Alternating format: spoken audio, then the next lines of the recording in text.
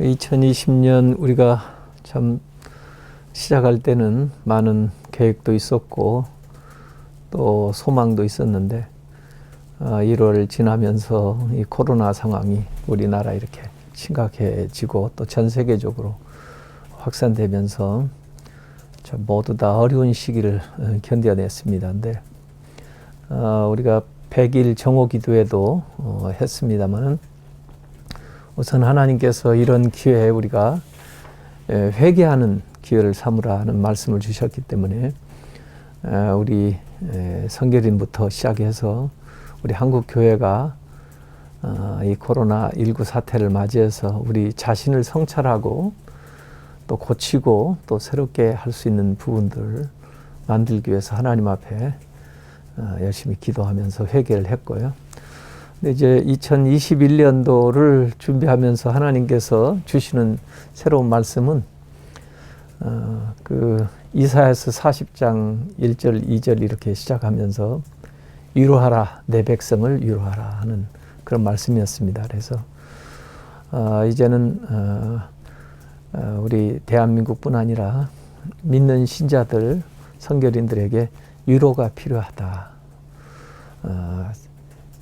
바벨론에서 포로 생활하다가 해방되어서 예루살렘으로 돌아가는 그 이스라엘처럼 이 코로나19에서 이 새해에는 완전히 벗어나서 이제 물론 이전으로 돌아갈 수는 없지만 이전의 그 연단과 시험을 통해서 더 새로운 단계의 좀 성숙한 삶으로 우리가 나아가는 2021년이 될 것을 기대를 하죠. 그래서 그 이사야서 40장 1절에도 2절에도 보면은 복역의 때가 끝났고 또 하나님께서 배나 갚아줬다고 그랬어요. 그래서 이전에 2020년도에 우리가 고초를 겪고 힘들었던 것을 다 떨쳐낼 뿐만 아니라 나갔던 뒤로 물러간 것보다 더 앞으로 배나 하나님이 주시는 은혜와 축복을 여러 분야에서 한국 교회가 또 성도들이 또 사업과 가정에 그렇게 누릴 수 있는 기회가 될 줄로 믿고요. 그러한 믿음으로 우리가 지금까지 잘 견뎌온 것처럼 앞으로 담대하게 나아가셔서 그 약속을 모두 다 자기의 분야에서 다 성취하시는 그런 2021년이 됐으면 좋겠습니다. 저는 어떤 면에서 보면은 그 하나님께서 이때를 위해서 제가 이 직임을 맡을 수 있도록 그렇게 섭리하셨다고 저는 믿고 있습니다. 그래서 이 코로나 상황이 물론 어려운 상황이기도 하지만 이런 기회에 필요한 위기 관리의 리더십을 발휘하면서 또 오히려 우리가 그동안 좀 너무 방만하고 또 너무 그 외향적으로 이렇게 추진했던 총회 사역이나 일들을 구조조정할 수 있는 그런 계기가 되었다고 저는 생각하고요. 그래서 내실 있게 일을 차분하게 진행을 했습니다. 이전엔 너무 바쁘게 또 해외 출장도 많이 다니고 행사에 바쁘게 시간을 썼는데 저는 뭐 이 총회장 하면서 어디 외부 출장도 별로 가질 않았고 그 총회에 그동안에 해왔던 좋은 일들 또는 개선해야 될 것들을 차분하게 진행해 나간 그런 한 해였다고 저는 생각을 하고 있습니다. 그래서 앞으로도 이런 좀 나름의 구조조정을 좀 해서 참 금년에도 우리가 행사를 많이 못했지만 행사 안 해도 할 수 있거든요.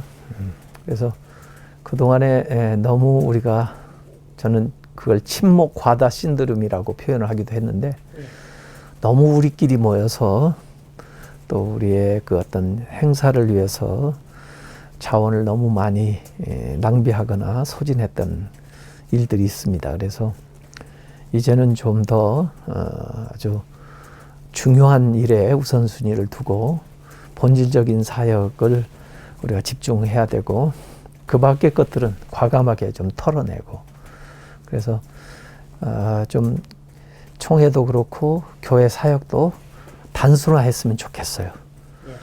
그리고 좀 더 전문화돼야 되고 그렇게 하는 방향으로 이번 그 코로나 상황을 우리가 좋게 활용하면 잃어버린 것보다 앞으로 이 일을 통해서 좀 새롭게 잘할 수 있는 것들이 많이 나오지 않겠나 이런 생각을 하고요. 그래서 원래 제가 코로나19 상황은 이렇게 뭐 준비를 못했지만 그래도 나름대로 대처해 나왔다고 생각하고요. 그래서 앞으로 장기적인 안목에서의 다시 우리 교단이 잘 정비해서 나갈 수 있는 그런 기회와 토대를 만든다 하는 각오로 하고 있습니다.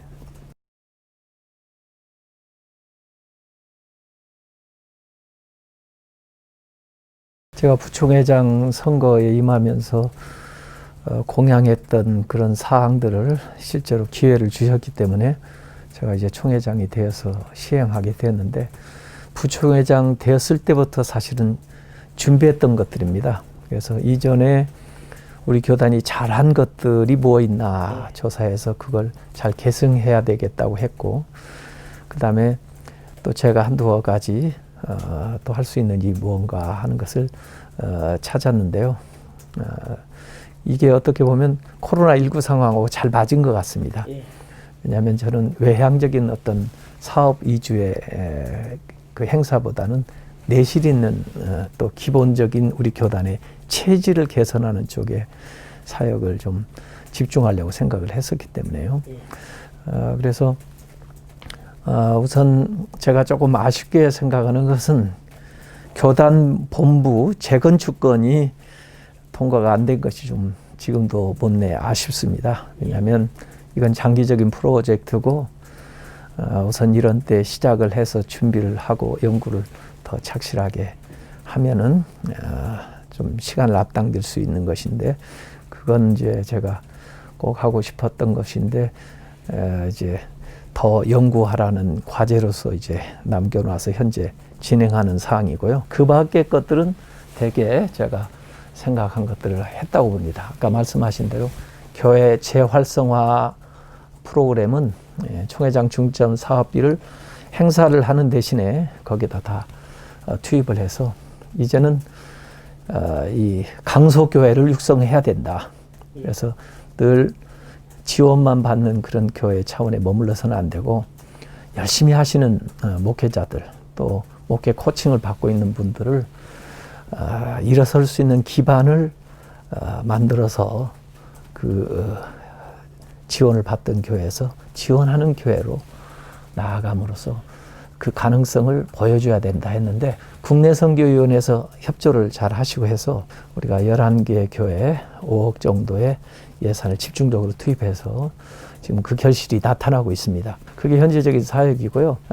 저는 또 이제 역사, 과거에 지금 우리가 지금 114년의 역사를 가지고 있는데 그 역사를 잘 정립하고 또 활용하고 또 계속해서 그 역사 자료들을 수집해서 정리해야 되는 그런 우리 교단적인 그 공감도 필요하고 또 그것이 사실은 서울신학대학교 안에 만들어져서 학생들이 보고 배우고 또 역사 전공하는 교수들이 그것을 활용할 수 있도록 해야 되겠다 해서 이제 그 일이 계속 진행되고 있고요. 이제 새해에는 1월에 그 서울신학대학교 명헌기념관에 한 개 층을 이렇게 마련할 이제 계획으로 돼 있고 이게 이제 준비되다 보니까 좋은 자료들이 역사 유물들이 들어오고 있습니다. 기증이 되고 있어요. 일례를 들어서 배재규 목사님이 우리나라 처음 들어온 130년 된 피아노를 지금 기증하겠다고 그래요. 그래서 그게 이제 들어오게 될 겁니다. 그래서 건물보다 사실 우리가 소장하는 역사 자료물이 더 보물 같은 것들이 들어오게 될 겁니다. 그래서 우리 성결교단 역사뿐 아니라 한국 교회의 좋은 자료들이 거기에 이제 집성, 거기에 모이게 될 것이다. 이렇게 저는 지금 생각을 하고 있고요. 그 다음에 또 1월에 진행될 사항이 홀리클럽입니다. 저는 사실 총회장 되면서 역점을 두었던 것이 사람을 세우는 일이거든요. 그래서 항존직도 가능하면 젊은 분들, 그리고 또 전문성이 있는 분들, 이런 분들이 같이 교단 일에 참여해서 하실 수 있도록 그렇게 하려고 노력을 했고, 앞으로 우리 교단의 미래는 이제 서울신학대학에서 인재를 양성하는 데 있다고 저는 본 거예요. 그래서 홀리클럽을 제안을 했는데, 기본적으로 이제 거기에 참여하실 수 있는 목사님들 한 30여 명 모여가지고 의논을 하는 중에 그분들이 MDB 학생들 전원을 장학금을 주는 그런 방향으로 나아가자. 그래서 우선 새해 신입생 30명부터 시작해가지고 전액 장학금을 주면서 인재들을 양성해서 교단의 일꾼이 되게 하는데, 그 멘토링 시스템입니다.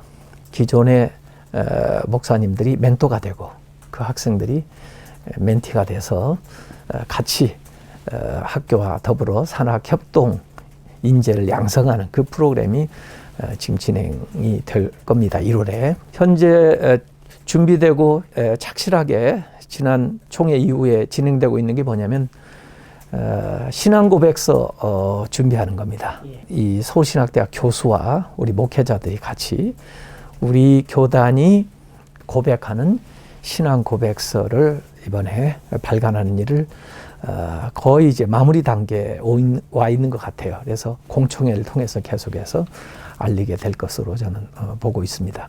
그리고 제가 이제 한성년 공동 대표회장으로서 다른 공동회장님들과 더불어 우리 기독교 대한성결교, 예수교 대한성결교, 나사렛 성결교회가 목회자 윤리 규정을 지금 만들고 있습니다.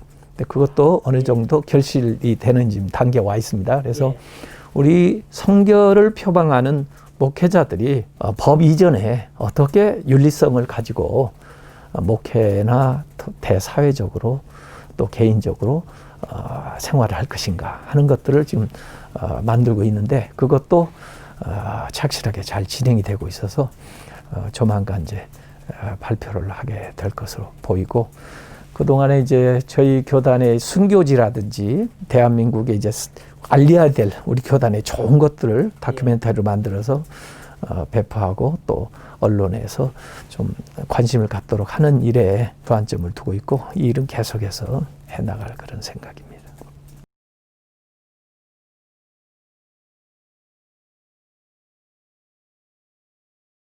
지금 코로나19는 목회 패러다임도 엄청난 변화를 요구하고 있습니다. 그래서 우리가 코로나와 함께 이제 살아가는, 또 그 코로나 이후의 시대를 나아가는 목회 방향, 또 총회의 방향도 굉장히 달라져야 된다고 보는데요. 우선은 개교회 중심으로 사역이 진행되고, 또 총회는 효율적으로 각 교회를 지원할 수 있는 시스템을 만들어야 되는데, 이번 기회에 우리 총회 본부 유튜브 채널도 만들었고요. 또 교육국 채널도 만들어서 실제 교회에서 활용할 수 있는 자료들을 지금 많이 공급하고 있습니다. 가정예배라든지 아이들 교육이라든지 이런 것들은 이제 교단에서 계속적으로 개발을 해가지고 각 교회에서 쓸 수 있는 아주 높은 퀄리티의 것들을 제공을 해 줄 것입니다. 그리고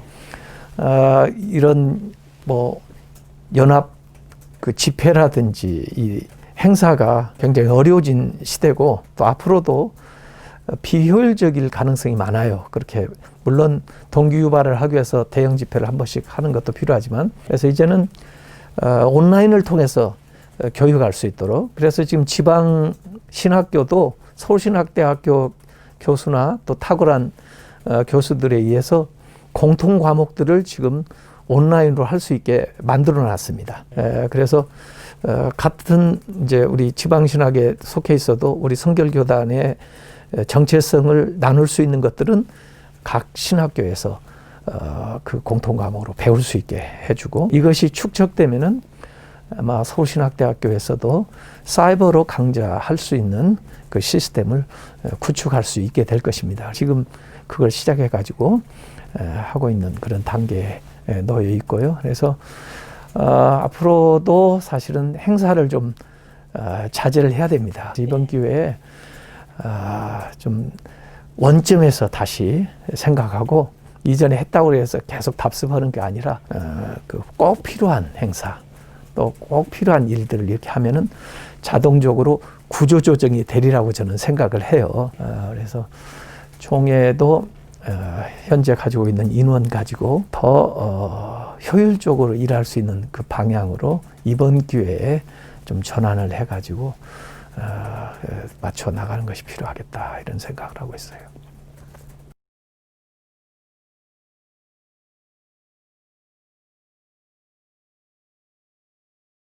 제가 총회장으로서 또 총회의 역할은 우리 교단이 한 목소리를 내야 되고, 또 어떤 일정한 기준을 가지고 같이 나가야 된다는 것들이 있고요. 또 대사회적으로 우리 이제 교단들과 연합해 가지고 또 우리 교단의 목소리를 대변하면서 나가야 된다고 생각을 했습니다. 그래서 교회 안에서는 이제 예배가 참 소중하고, 또 이제 방역 당국의 그게 이제 요구도 있기 때문에 그걸 수용을 해가지고 안전한 예배 환경 만들기 매뉴얼을 만들었습니다. 그리고 청와대에도 제시를 했고, 대통령 만나서도 얘기를 했고, 또 국무총리하고도 이야기를 하고, 또 우리가 만든 그 매뉴얼이 기초가 돼가지고 한국교회가 같이 활용할 수 있는 것으로서 한교총과 함께 그 제시를 했던 것이 큰, 사실 저는 성과라고 보고요. 그래서 어느 뭐 극단적인 그런 그 대립보다는 정부와 교계가 같이 이야기를 하면서 합의점을 도출해 나가려고 노력을 했습니다. 그래서 이전에 교회에 대해서만 너무 편향적으로 얘기했던 것이 이제 종교계 안으로 이렇게 들어와서 같이 다루어지게 되었고, 또 단계별로 예배와 또 방역을 같이 할 수 있는, 그래서 언제든지 예배는 드릴 수 있게 하면서도, 그러나 예배에 참여하는 숫자나 방식은 조금씩 다를 수 있는 이런 것들로 해서 타협점을 찾아간 것이죠. 그래서 뭐 한쪽에서 완전히 다 만족을 못하지만은 그래도 협력한다는 것은 어느 정도 양보하면서도 또 자기들이 꼭 주장해야 될 것을 내세워야 되기 때문에 교계나 또 우리 교단의 구성원들이 모두 다 만족은 못 하시겠지만은 저 나름대로 최선을 다해서 그렇게 하려고 노력을 했고요. 앞으로도 이 코로나19가 종식될 때까지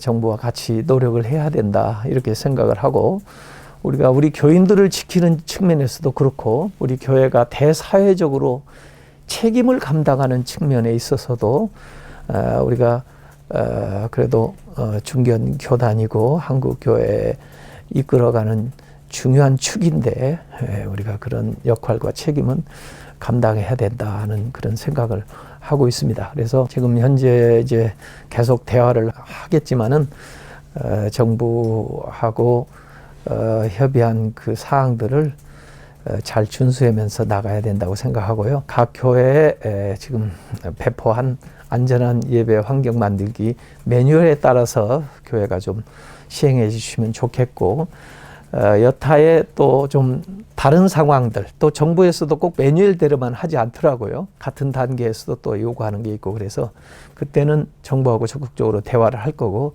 그때마다 교회에 공지를 해서 추가적으로 또는 그 상황에 맞게 대처를 해 나가려고 그렇게 생각하고 있습니다.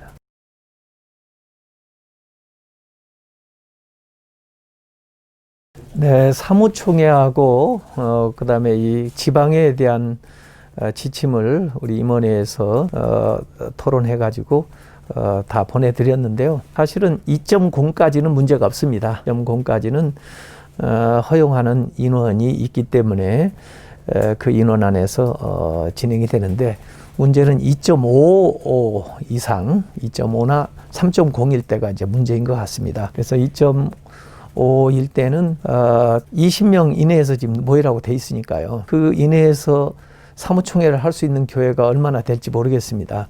그래서 불갑을 저희 교회 같은 경우는 2.0 될 때까지 지금 연기를 해놨어요. 지방의 경우에는 좀 분산해서 개최할 수 있는 방법이 교회 건물을 다른 교회로 한다든지 할 수 있는 방법이 있을 수가 있을 겁니다. 그리고 투표하는 방식도 우리가 시간을 정해놓고 청여를 하고 투표를 진행을 하면 되니까 다른 장소에 있어도 그 투표를 진행을 해서 나중에 취합해가지고 하는 방법도 있을 것 같아요. 그래서 2.0까지는 뭐 진행하는데 좀 큰 교회당을 활용하면 뭐 20% 모일 수 있다고 하니까 그렇게 하고 2.5가 됐을 때는 불갑을 좀 연기를 해서 진행을 하는 방식을 취하는 것이 좋겠다. 그런데 모이는 숫자가 적은 지방에는 2.5임에도 불구하고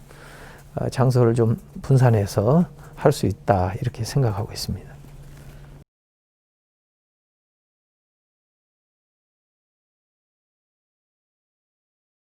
어쨌든 이제 1월에는 그래도 치료제가 나온다고 하고요. 이제 한 3, 4월 되면 우리나라도 백신을 이제 맞게 된다고 지금 그러고 있기 때문에 저는 이제 금년 총회는 그렇게 우려할 만한 상황은 아닐 것이다 이렇게 저는 생각을 하고 있습니다만은 우리가 이제 총회한 이후에 지난 이제 9월, 10월에 한국에 이제 큰 교단들이 또 총회를 했지 않습니까? 그분들 총회한 것을 제가 다 보니까 분산 개최를 했습니다. 그래서 몇 교회에서 나눠 가지고 모이면서 화상으로 같이 회의를 진행한 방식이 있습니다. 그래서 뭐 필요하면 그 방식으로 우리가 벤치마킹 해가지고 5월에 몇몇 교회 분산해가지고 지역별로 같이 회의를 진행하는 방식도 저는 얼마든지 가능하기 때문에 우리가 계획한 5월에 총회를 진행할 수 있다고 저는 보고 필요한 방법을 미리 다 준비할 것입니다.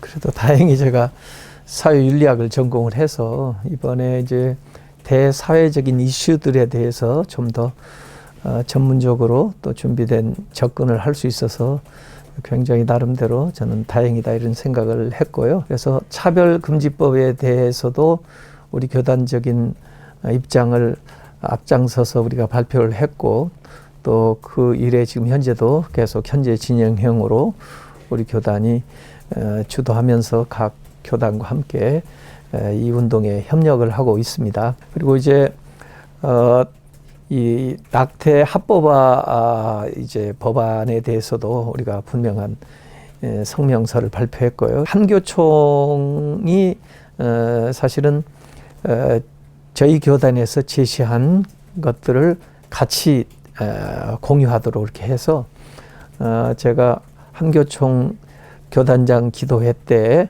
그 취지에 대한 설명도 했고 그 다음에 생명 존중주의를 교단마다 제정을 해서 지키자 해서 우리가 대림절 첫 주간에 우리 교단부터 생명 존중주의를 지켰고 그 주일에 할 수 있는 설교 유형 2가지를 만들어 가지고 우리 교단뿐 아니라 전체 한국교회가 같이 공유를 했습니다. 그래서 다른 교단에서도 좋은 반응이 있었고요. 그런데 이 생명 운동을 일으켜야 된다는 것이 코로나19뿐 아니라 앞으로 우리 한국교회의 큰 과제라고 생각을 하고 있습니다. 그래서 그 차별금지법도 거기에 관련돼 있고 그 다음에 이 코로나도 그렇지만은 또 낙태도 그렇고 환경에 대한 문제도 모두 다 이 생명 이슈에 가 있어요. 그래서 한국교회가 앞으로는 생명운동을 계속해서 일으켜 나가는 긍정적인 방향에서 이 부정적인 문제들을 다 해결할 수 있는 길을 찾아야 된다. 이렇게 이제 생각을 하고 있습니다. 그리고 지금 이제 1월 4일에 우리 교단 시무식을 하는데요. 저는 그게 헌혈 시무식이라고 이름 붙였어요. 그래서 지금 혈액원에 피가 부족하다고 그래요. 우리 교단 본부에서부터 저부터 시작해서 1월 4일 우리 시무식 하고 나서 예수님도 그랬잖아요. 이게 내 피다. 이게 내 몸이다. 그러면서 이것을 행하여 나를 기념하라 했으니까 우리가 실제로 그걸 행하는 것이 참 필요하다고 생각을 하고요. 그래서 전국 교회가 같이 헌혈 운동에 좀 앞장서서 우리가 대사회적인 이미지를 바꾸지 않으면 기독교가 앞으로 어렵습니다. 너무 지금 이 코로나 사태와도 연관져 가지고 기독교가 너무 무례하게 보이고 또 그래서 기독교에 대한 신뢰도가 많이 떨어졌는데 사실 우리가 그러지 않잖아요. 그렇기 때문에 헌혈 운동이 일으키고요. 제가 지금 우리 이제 내년 사순절 시작할 때는 탄소 금식 운동 한번 일으키려고 그래요. 지금 기후 변화와 맞물려 가지고 탄소 배출하는 거 이것들 우리가 자제하지 않으면 안 되고 또 지금 기후가 상승하게 되면은 빙하가 지금 막 녹고 있고 그러는데 그 안에 잠재되어 있는 이제 바이러스들이 다 해빙돼 가지고 나오게 되면 코로나19보다도 더 엄청난 일들이 일어날 겁니다. 그래서 온실가스 감축이라든지 탄소 중립이라든지 이런 걸 위해서도 우리가 일을 해야 되고 그러기 위해서 저는 우리 기독교가 가지고 있는 그 이제 신학적인 또는 신앙적인 굉장히 좋은 것들이 대사회적으로 우리가 활용해야 될 것들이 많아요. 예. 그 가운데 중요한 게 뭐냐면 녹색 은총 같은 거예요.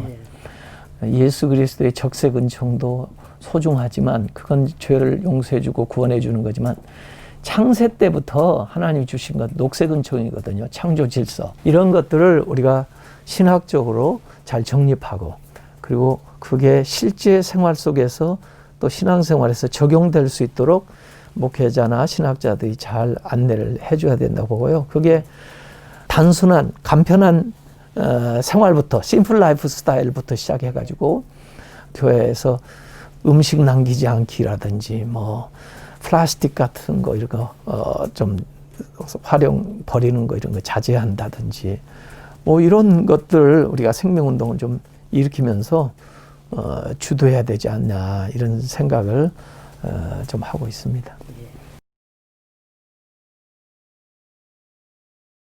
신앙생활이 사사로운 영역에 머물러 있으면 안 되거든요. 그래서 교인들도 교회 안에서의 신앙생활뿐 아니라 가정과 사회 속에서 진실한 신앙인들이 돼야 되고요. 더구나 이제 그 교단은 서로 연합해서 대사회적인 역할을 해야 됩니다. 사회적인 책임도 감당하고 또 때로는 예언자적인 목소리도 내놓아야 되고 또 교계의 그 입장도 대변을 해야 되는 것인데 그동안에 좀 그런 채널이 좀 마땅치가 않았던 것이 사실입니다. 근데 이번에 한교총을 중심으로 해서 특별히 코로나19 상황에서 이것이 이제 활용되는 것을 이번에 좀 잘 보여줬던 것 같아요. 제가 볼 때도. 그래서 우리가 대사회적인 역할을 감당하는데 요구할 건 요구하고 또 우리가 그 헌신할 건 헌신하고 이렇게 하자. 그래서 현재 한교총 중심으로 잘 되고 있는데 앞으로도 그렇게 계속 꾸준히 우리가 일치와 연합을 이루면서 균형 있게 나아갈 때 기독교에 대한 신뢰도도 회복할 수 있다고 보고요. 그리고 정말 나라를 위해서도 기독교가 해야 될 역할을 제대로 감당할 수 있다고 저는 생각을 하고 있어요. 원래부터 저는 사람을 세워주는 사람이 되고 싶었어요. 예. 그래서 제 사역을 통해서 좋은 하나님의 일꾼들이 많이 배출됐으면 하는 건데 교단도 제가 많은 혜택을 입고 그동안 이만큼 나오게 됐는데 또 저로 인해서 교단에 앞으로 좋은 인재들이 좀 세워지고 그분들이 더 크게 또 신실하게 일하고 나가는데 좀 발판이 됐으면 좋겠다. 이제 그런 사람으로 기억을 해주면 좋겠죠. 이제 총회장을 이제 앞으로 한 5개월 이제 임기가 남았습니다만은 어찌 보면 저는 좀 모델이 될 수 있는 그런 사역을 하고 싶었어요.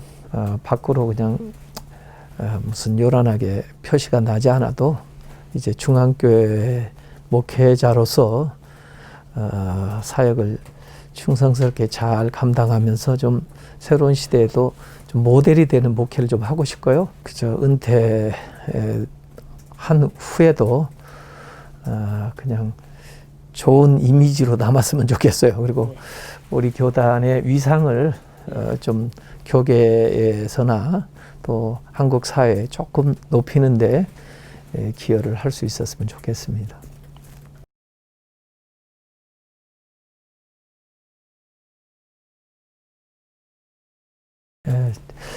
사실 이만시 목사님도 총회장을 하셨는데 정말 오랜 시간 지난 다음에 교회가 사실 좀 어려움도 또 있었지만은 이제 제가 중앙교회 온 지 17년 됐는데 이제 총회장을 하게 되니까 사실 우리 교회 교우들이 굉장히 많은 후원을 해줬어요. 재정적으로도 굉장히 뒷받침을 많이 해서 제가 하고 싶거나 또 원하는 걸 다 할 수 있도록 개인적으로도 교회적으로도 그렇게 협력을 했기 때문에 제가 총회장 취임할 때도 농어촌에서 정말 수고하신 분들을 이렇게 대접하면서 해야 되겠다 하는 것도 교우들이 다 같이 헌신했기 때문에 가능했고요. 또 교단의 모든 사역들을 이렇게 진행하는 데 있어서는 먼저 총회장이 헌신해야 되지 않겠습니까?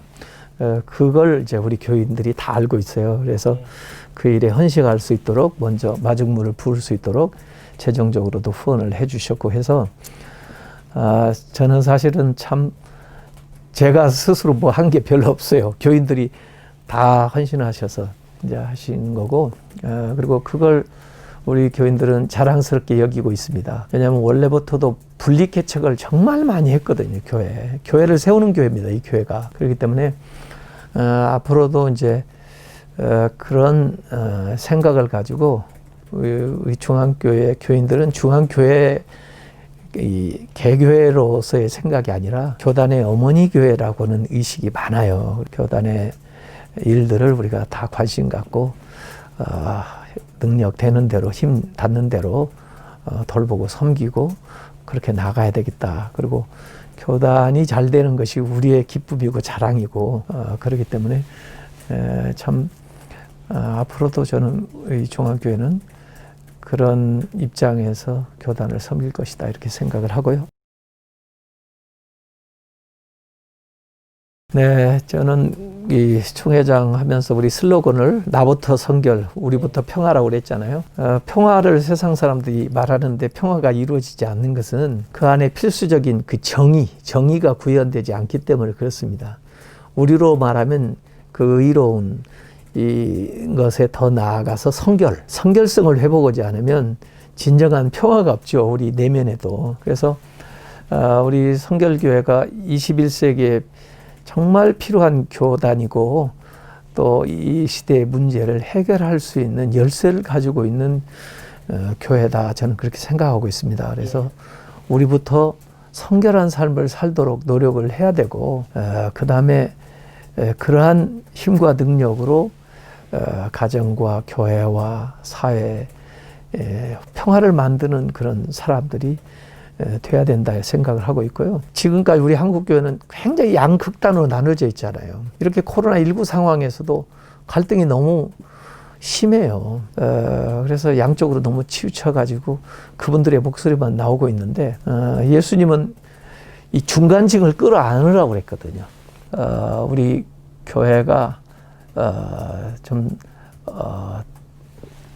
가능하면 더 많은 사람들을 이렇게 포용하고 끌어안을 수 있도록 그렇게 노력을 해서 2021년도에는 정말 그 코로나19도 극복할 뿐만 아니라 우리 한국 사회가 좀 더 깨끗해지고 그리고 좀 평화로운 그런 나라로 나가는데 우리 기독교인들이 성결인들이 좀 앞장서서 노력을 해줬으면 좋겠습니다.